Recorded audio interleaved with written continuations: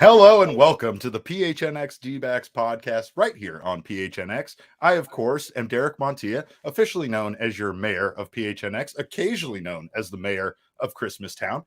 And I am excited to once again be joined by somebody that isn't Jesse. I'm excited to potentially be replacing my vice mayor once again. And I'm joined by the one and only VP of content around these parts. It's Espo. Espo, thank you so much for joining me, man. No.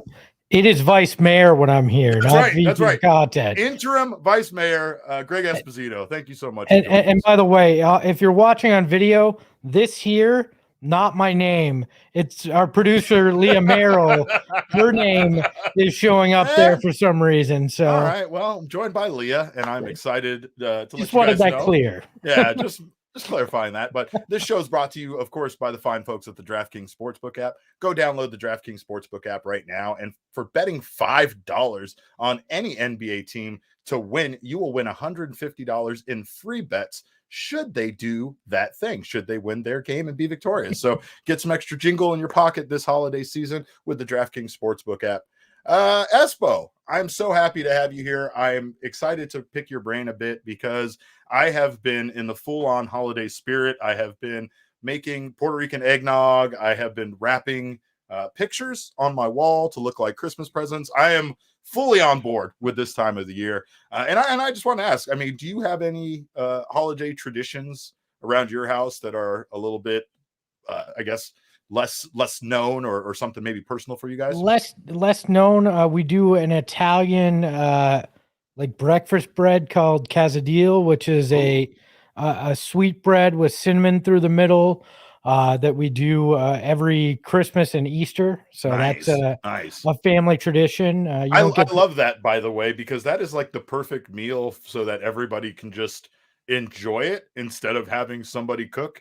I know I have gotten stuck with the cooking duties before, and you kind of feel like you miss being there at the table with everybody sometimes when you're playing chef. Yeah, that cooking happens usually the night before in a panic by somebody. Not me. I don't bake. I just eat, as you can see if you're watching the video version of this. But yeah, it's a fun tradition. My grandfather, it was handed down to him, but he started it in our portion of the family. So it's a nice way to kind of stay in touch with our Italian roots. And then my wife, who isn't Italian, she does a breakfast casserole. That's kind of her family tradition. Those are two of my favorite things at the holiday. I like the food around the holidays. I love it.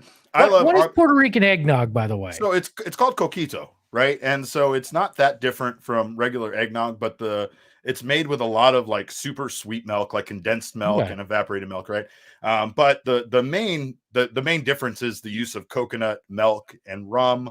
Like I specifically use Malibu coconut rum, even though it's not Puerto Rican, and a lot of my traditional Puerto Rican friends and family members would totally flame me for using it, but I just like the taste of it. It's a smoother rum, and it adds that coconut flavor to it. But really, it's got that little taste of almost like a pina colada, a little bit to your traditional eggnog. And I just assumed it was from the Malibu section of Puerto Rico when you get the Malibu rum. Yeah, so. That's right. That's right. Well, and I mean, they're very big on like Bacardi and such. My dad took me to the Bacardi factory when I was way too young to enjoy it, but I would love to go back one day as an adult. I don't know. It's like we've been developing slowly our own traditions. I think I feel like the customary like ride around the neighborhood to look at other Christmas lights and stuff has grown into it. But I think the biggest part is Christmas movies, which we're absolutely going to talk about later, have just become part of our tradition. I used to mock the all day running of A Christmas Story.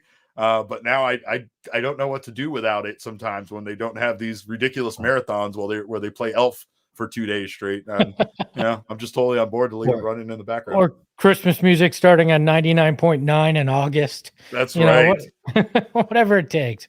Our man Brandon Buckingham says only answer to best Christmas movie, Die Hard. And yes, sir, we'll get to that. We can't talk about it yet. We'll get to it. But what we do have to talk about actually is a bit of funny baseball news. And this one kind of pokes fun a little bit at one of our least favorite umpires in baseball, Angel Hernandez.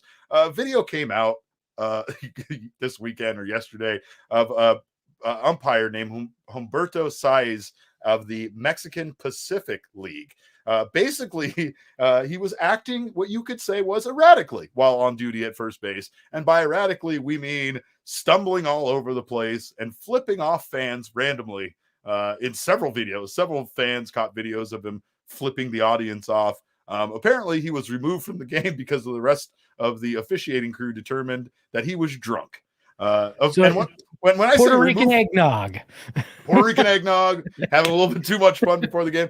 That's the way that happens, right? It sneaks up on you. You're having a good time. You think you're just going to have one glass. Next thing you're 4 deep, and you have no idea that I put a whole handle in it. But this was just very funny to me because not only was this man exhibiting the exact type of behaviors a drunk person who was officiating or umpiring a baseball game would exhibit, but people immediately took to comparing him to Angel Hernandez. And that is hilarious to me.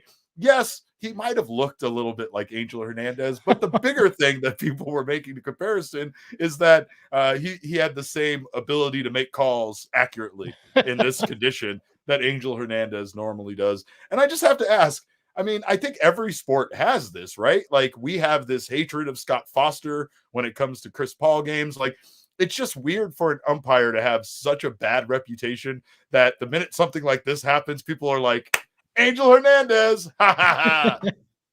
I just love it. That's the great thing about sports is there's these universal touch points, right? Yes, you make that joke and everybody goes, yeah, I get it. Angel Hernandez. Yep. That's a good one. Aha. And like universally, if you've watched baseball, you get the joke. You're in on it. And that's sports can do that unlike anything else in this world. Maybe movies to a certain extent, but sports can have that universal just tie-in where everybody is on the same page, everybody's speaking the same language universally. I love it. And the bigger thing there too, it's kind of like how fast everybody in the Phoenix Suns community got to know Scott Foster. Yeah. It instantly becomes like a meme that people recognize. It becomes that thing that people are like, oh yeah, that guy sucks, but it's also kind of weird to me, right? Because in any other profession, if you were widely known for being bad at it, as some people are, you might not be doing it at that high of level that some of these guys have consistently done it as. And it's not to knock them, because in some cases, guys just get a bad reputation when they're not necessarily bad at their jobs, right? Yeah. Like the Foster situation for us was more directly connected to Chris Paul. No, he's bad at his job. He's bad at his job. Yeah, let's get to that. Look, to me, it's words on this show. Yeah, it sounds like this guy also had a bit of Leslie Nielsen from Naked Gun in him. Remember when he's the umpire in that game because there's like a bomb threat or something? Yes. And he's making ridiculous calls and showboating and stuff.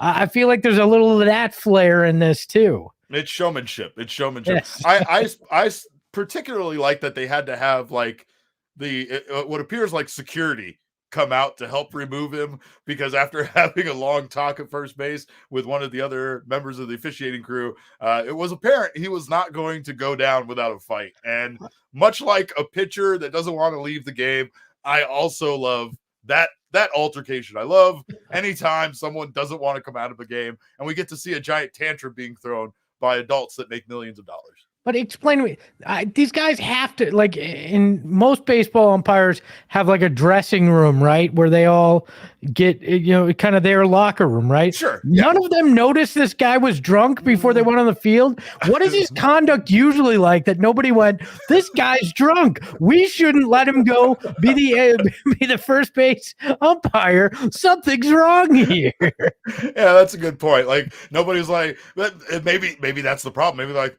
hey, do you notice Humberto's acting a little weirder than he normally does? Nah, man. Monday he was like throwing balls and shit and just yelling erratically in the hallway. I don't know. That's a weird dude, We drew the line at he flipped him off 3 times instead of his usual 2. Like it normally he flips the crowd off for a good reason. All right, tonight he was just randomly targeting fans that didn't deserve to be flipped off. So I don't know. Yeah, I don't know what exactly where I wonder where the red flags really started, right? Yeah. Like, I wonder if they did know, and they're like, well, let's see, maybe he sobers up. Let's give him some coffee and some water. I Or don't they know. thought, man, this will be entertaining. Yeah, that too. That too. And they weren't wrong. They weren't wrong about that. But again, I know we have some definite snake drafting to do. But before we get to that, I want to remind you guys all, go over to the DraftKings Sportsbook app. Like I said, use our code of PHNX, and simply for betting $1 on any NFL team, any NBA team to win, I'm sorry, not $1, $5, you will get $150 in free bets should they win. So not only will you get your money, you will also get that $150 in free bets instantly. And just a reminder that DraftKings Sportsbook app, you can get your same game parlay on. Of course, like I said, I am not claiming any nicknames at all until I get back on the winning train with my betting. But again, Patrick Lyons, he is Big Papa Parlay, and he'll give you some good parlays over at the DNVR. But get on the same game parlay train. The more legs you add, the more money you can win. The bigger the payout, and you can get multiple games. You can get multiple sports, whatever you want to do over at the DraftKings Sportsbook app. Remember that it's safe, secure, and reliable. Best of all, you can deposit and withdraw your funds whenever you want. And that code again to get that $150 in free bets for betting $5 on any team to win was PHNX. 21 and over only. Gambling problem? Dial 1-800-NEXT-STEP. New customers only. Eligibility restrictions apply. See DraftKings.com/sportsbook for details. You know my parlay story? Let's hear it. Well, first of all, for those of you that might not follow Espo's betting and gambling, escalades or whatever you want to call it, excuse me, you have been betting quite a bit on Jay Crowder to score the first field goal in Phoenix Suns games, and you have had quite a bit of success at doing so. It's pretty much solely betting on that. And I started betting like 100 bones on it because I was like, I'm feeling a little saucy. There's good odds here. It started like, I think it was plus 1,400, right? Yeah. And so I just kept hitting on it. I think in the last 15 games, he's hit like 7 times on it. And last game, I same game parlayed it with him hitting the first shot and the Suns winning against Charlotte for plus 1,700, won $1,700. Good Lord. Good Lord. My taxes are gonna hate Jay Crowder, is what I'm saying here. This is gonna be unique. That's not a bad problem to have. Let's see. It is when you didn't realize taxes come out of it until you hit big a bunch. You went, oh crap, well, that's not good. Why do they want to send me a W-9? What is that about? What? Yeah. This isn't like when it used to be under the table with my friends. This sucks. No, I'm excited. Crowder's Cash Club. I'm in again tonight. They play at 8:00. We're recording. What is it? Tuesday night? Yeah. Yes, sir. They play again tonight, Tuesday night at 8, and I got Crowder's Cash Club riding it yet again. So that's amazing. That's amazing. Well, and we don't know still what's going to happen with the NBA. Obviously, the NHL has taken a pause. MLB has paused for Lord knows how long, but with the Omicron variant running rampant, it seems like they aren't messing around with this again. Well, let's not act like MLB is altruistically not playing for a while. That's a lockout. That's not a pandemic. All right. Look. We don't need to negotiate during a pandemic. They might go off and get each other sick. Who knows? During the holiday season, we don't want that happening. We don't negotiate with terrorists, as in we don't negotiate with COVID. All right, I just didn't want to. I didn't want you to act like Major League Baseball isn't playing for a good reason. Yeah, we don't forget it's lockout season around here. It's lockout season all the time. But speaking of which, it's time for us to move on to another one of my favorite segments on the show, which we love to call snake drafting. Yes, we are going to do a little bit of snake drafting today because Espo and I brought Espo in specifically because I needed someone with pop culture knowledge here. I needed someone that could take the ball and run with it, grab the brass ring, if you will, when it came to today's topic, which we are going to snake draft the best Christmas movies of all time. And I know I have a lot of them. Again, I started talking about it at the top of the show, but man, I will say 100% the Christmas movies, despite the fact that I don't like to watch them, just like Christmas music, I don't like to watch them any other time. But when it comes to the end of Thanksgiving and up until New Year's, I'm all about the music. I'm all about the movies, and I don't know. I just can't get enough of it. I really enjoy fully getting into this time of year. Can we be very clear though? You call me in because of my knowledge, but you call me in about 45 minutes before the show. Yeah, So the correct. research not there. Yeah. I have a list that I'm trying to scramble through to get my drafting strategy. I see how you do this. It was on You're like purpose. the mayor wants to win, so the mayor is gonna throw some roadblocks in his guest's way. I see No, how you're absolutely right. I do this with my friends when we draft, like our fantasy football teams. If I'm the commissioner, I wait till the last minute to drop you when we're going to draft. Sometimes I don't know. Sometimes it's going to be at the start of August. Sometimes it'll be the day before kickoff. Who knows? I like to mix it up and keep people on their toes. I love this idea of Russian roulette drafting.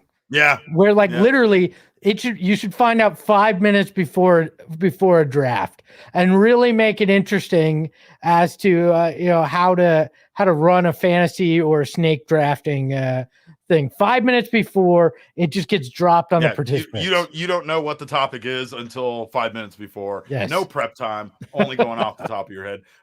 For this, I'm going to step aside and I'm going to allow you to have the number one pick in our snake draft. I know that's very nice of me to do that. So what we're going to do here is we're going to draft 6 movies each, and we'll throw it out on Twitter afterwards and see what people think. We'll see if we can maybe get a little vote on and see who decides whose movie drafting team is better. But I will step aside and give you the first pick. Well, you're in luck on the fan voting because I'm convinced 95% of people hate follow me. Because anytime I'm involved in one of these votes, I finish dead last, and that's with sharing it with my social following. So you are in luck tonight, but I am going to piss you off with this first pick. I know you with are. The first pick in the Christmas movie snake draft, I am taking Die Hard because Die Hard is a freaking Christmas movie, and it's the one I watch every year. So yippee-ki-yay, motherfucker! I'm taking Die Hard. Oh man, that was a dark horse. I admit I wasn't going to take it first overall, and I know why you did. I understand. Again, going back to the comments, it was the only movie that someone's brought up, and I'm sure you already have Brandon Buckingham's vote as to the best answer. I am going to go I'm going to go in this draft with my heart more than any other logical kind of influence here. I'm not going to go with what might be popular. I'm not going to go with what people might love themselves. I'm going to go with what I love.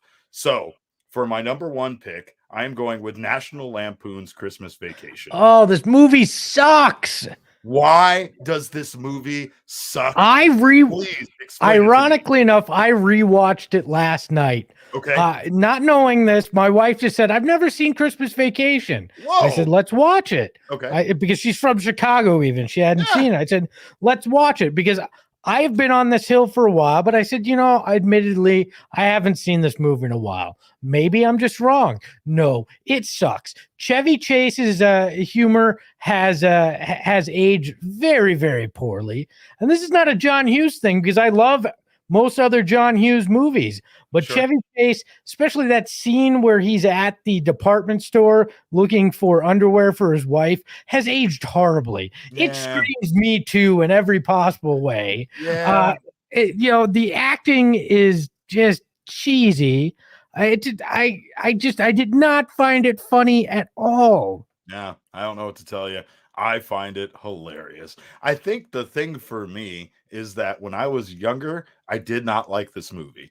I did not like Clark Griswold. I found him to be, the obnoxious, bumbling dad. And it just wasn't a trope I was very into when I was a kid. And that hasn't changed. Like, I don't like Ben Stiller in Meet the Parents. That entire film just frustrates and drives me nuts, right? Because it's just one slapstick series of unfortunate events after the next for this poor guy. And after a while, I just check out, right? I think with me, with National Lampoon's Christmas Vacation, is I became Clark Griswold, right? And so, yes, there are parts of it, like you said, that don't age well, and I can't justify or defend them at all. But there's just so many parts of this movie that just absolutely crack me up. And I think they started to make me laugh once I made that association that I have become the dad, right? Like I had those moments where I find my daughter's pictures or my like pictures from my past when I celebrated Christmas. Like my parents were big on, recording with the VHS camera every Christmas function we had and such. So I do the wrapped in a towel, teary-eyed moment in the attic quite a bit during this time of the year. I connected with that. Like the funny thing is, I connected with the heartwarming moment or the feeling of the dad. I just didn't connect with the humor. Like when he goes to the forest with the family and forgets the saw first off. So I don't know how they rip this out, but the kids in the family go, I think this is too big for the house, Dad. And he's like, no. And then they bring it in the house and of course it's too big for the house. Like when they pan back and the tree's like 40 feet tall, it's obviously too big for the house. Espo, that's the joke. That's the joke. We know it's too big for the house. All right. So I'm going to move on because there's no convincing you on this, but I am going to go with my next movie, round robin style. I'm taking Elf. And that's a good pick. I can't argue with Elf at all. That's a fantastic pick. Elf, I think, is, for me, the perfect Christmas movie. I think that if you're not big into Christmas movies, you can enjoy Elf. I think if you're an adult, if you're a kid, it doesn't matter, right? I did have this movie ruined for me just a little bit by talking to some of the players who interacted with Will Ferrell on the day where he came to all the spring training facilities and did the bit where he was being picked up by all the teams, because apparently he wasn't very nice to a lot of people. I can't say anything to that because I didn't interact with him personally, and everything I saw him doing was pretty funny. But I also understand how as a player, you could be excited for a celebrity to come through like that and, have it disappoint you a little bit. I just love this movie. I love his performance in it.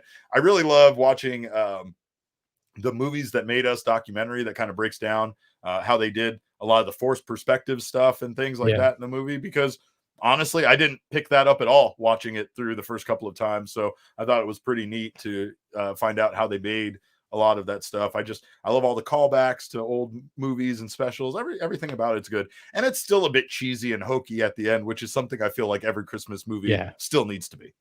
I loved Zooey Deschanel's performance is underrated in that movie. Absolutely. She's fantastic. James Caan as the dad, like this Sonny Corleone, all right? This guy that's known for all these other things, playing the book editor dad was fantastic. And then shout out to Bob Newhart as the head elf. Like just a fantastic Christmas movie. I cannot deny that one. I'll give you that.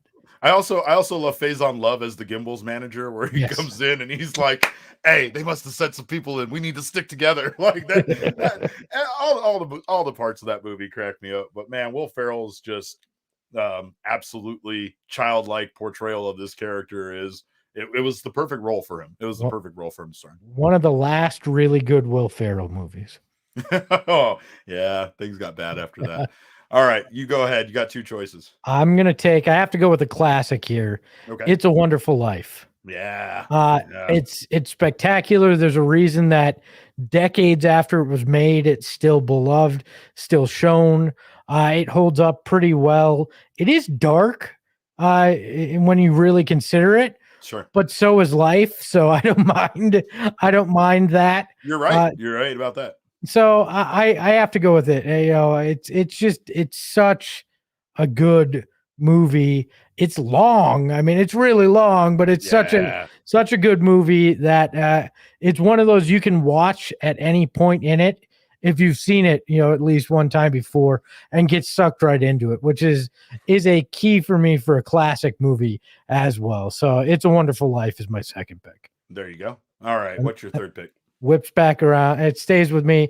This one is going to be a little off the board. Somebody may give me a side eye, but I'm going with Trading Spaces.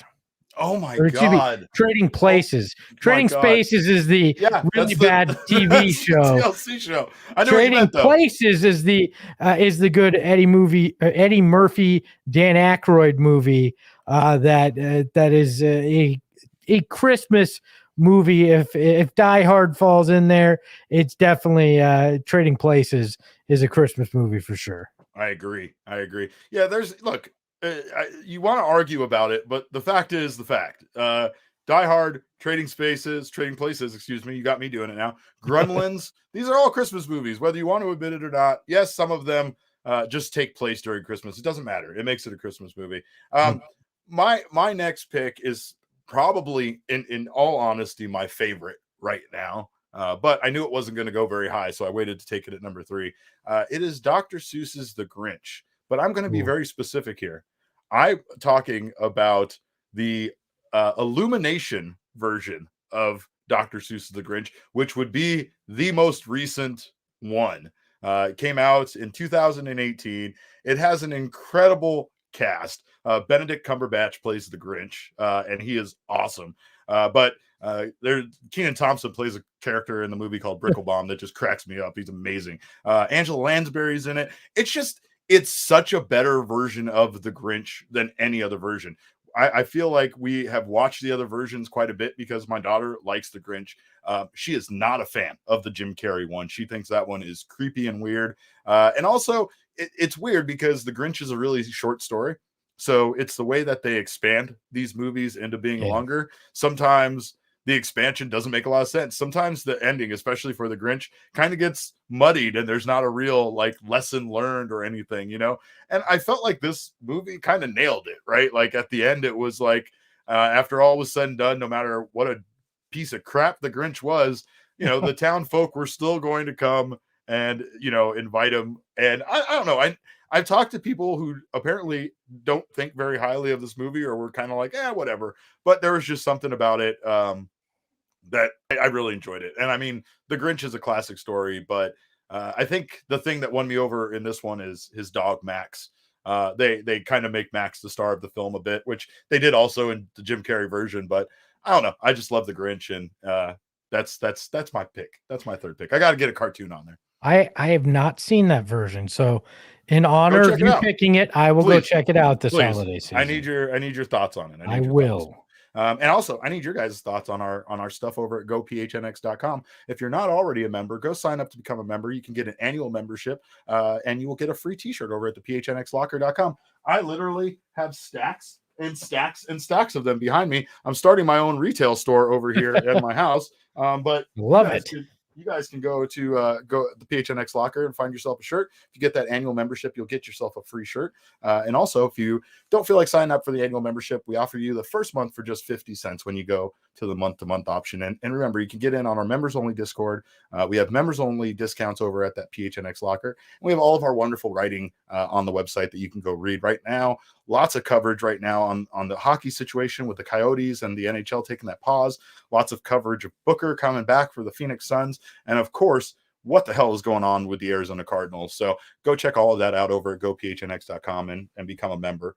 And we're going to move on here. We got 3 more rounds to go. And I'm going to go with my next pick in this entire situation. And Christmas movies are what they are. And I know this one, again, you talk about one's not aging very well. And I know a lot of people feel all sorts of ways, but I'm going with A Christmas Story. Okay. I still love A Christmas Story. And I feel like the farther and farther away we get from this movie and when it, you know, what it's about, right? Like from about the 40s, like the less you can relate to this movie at all in any way, shape, or form. But I think for those of us that grew up in the 80s, not only does this film kind of hold a special place in our heart, but we also all remember that highly coveted Christmas item, no matter what it was, and whether it was too dangerous, which happened a lot when I was a kid, or too expensive. Those were the things. Those were the 2 reasons why you never got it. So this movie has always hit home with me, and I don't know. Again, it's one of those films that I could just leave on in the background and watch all day, and like watch it, but only catch specific parts sporadically throughout the day and still piece together a whole watching of the movie. Ralphie, you'll shoot your eye out. Shoot your eye out. Look, it's that. It's the getting kicked down the slide when he goes to see Santa. Yeah. The tongue stuck to the pole. Yeah. The lamp that his dad gets. Like, there's so many moments in this that even if you don't fully know the movie, you know something from that movie. That's a great point, because so many other TV shows and films borrow scenes from it or pay tribute to it. Not to mention the fact that, like, the mean, like, department store Santa that was obviously not Santa, like, that's a trope that we have in holiday movies now, like, forever. But that's like the first time I remember really seeing it, where he was like a bad guy, you know, Yeah. like mean. I agree. I think that one will always be in the discussion when you have this kind of topic, even when we're old and our kids are doing stuff like this. Yeah, I think that movie will still be in the discussion. It's like A Wonderful Life, right? There's Yeah. few movies I think that are going to carry on with time, but they will. The one thing I really like about A Wonderful Life is they keep remastering it. So, like, Yeah. I was watching it on my 4K TV the other day, and it looked amazing. And movies that were shot in 2000, meanwhile, look like shit compared to how good A Wonderful Life looks. Because they don't remaster that crap that you were watching from the early 2000s. Oh man, they want to remaster the classics. I'm gonna say the first Harry Potter movie, when you have a really high definition TV, looks awful. It looks awful. Like the leap, it takes such a big leap from the first movie to the second movie. I have no idea what they were filming on. They might have been filming on like someone's camera back then, for all I know, because it looks shitty. But anyway, that's what happens when you get really nice TVs. I can't believe that this movie is still on the board. Let's hear it. I thought for sure this would be gone by the time I got to my third pick, but it's Home Alone. Home Alone is a freaking classic. Yeah, Home Alone is a classic. It's like, for me, an 80s kid, early 90s kid, that's the quintessential Christmas movie. That is our generation's version of this discussion. And the fact that it sat there for as long as it did is surprising to me. So it is a Christmas movie, and it's not even up for debate. I'm not going to say No. it is, but I think with Home Alone, the story kind of is what the movie is about. So it's a little easy to forget it's a Christmas movie, because you just think of the robbery and the kid being at home alone and all of that, right? But man, I can't tell you how much I enjoyed this movie when I was a kid. I think I talked about it one time on this podcast before, but like, we went into a completely packed, crowded theater to see it on like opening weekend, and sat in like the third row and totally had the like looking up at the screen, could barely see anything. And it was around the time where I first started going to movies with friends by ourselves, where our parents didn't come with us. They would drop us off at the movie theater and then come pick us up when it was done. And man, like, me and two of my buddies, we laughed from the time that movie started until the end, like tears in our eyes, jaws hurt, the whole bit, because it was just so funny to us. And I mean, we were right in the demographic for that movie, but I also remember it, the one classic thing I think about movies that like you really grab onto is, if you watch them, sometimes they're a little bit too old for you to watch. And it's not to say Home Alone was, but it just had that John Hughes edge. Yeah.